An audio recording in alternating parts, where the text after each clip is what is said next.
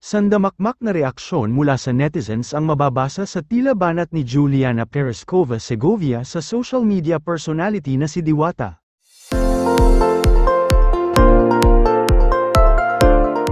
Marami ang sumang-ayon sa naging obserbasyon ni Juliana sa umano'y biglang pagbabago sa pakikitungo ni Diwata sa mga kumakain sa pag-aari niyang paresan.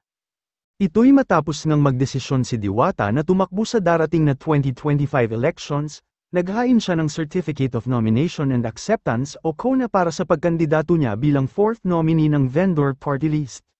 Sa kanyang Facebook account, nagpost ang Miss Q&A Season 1 Grand Winner na si Juliana Perezcova ng litrato ni Diwata kasama ang ilang customer na kumakain sa kanyang paresan.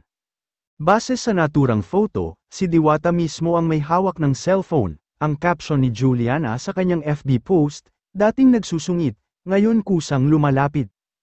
Ang paniwala ng mga netizens, patama ito ni Juliana kay Diwata dahil noong kasagsagan ng pagdagsa at pagpila ng mga customer sa kanyang paresan ay hindi nito pinagbibigyan ang ilang nais magpa-selfie sa kanya. Sa katunayan, may mga pagkakataon pa raw na tinatarayan niya ang mga dumarayo sa kanyang paresan na gustong magpa-selfie sa kanya. Narito ang ilang comments ng netizens sa post ni Juliana.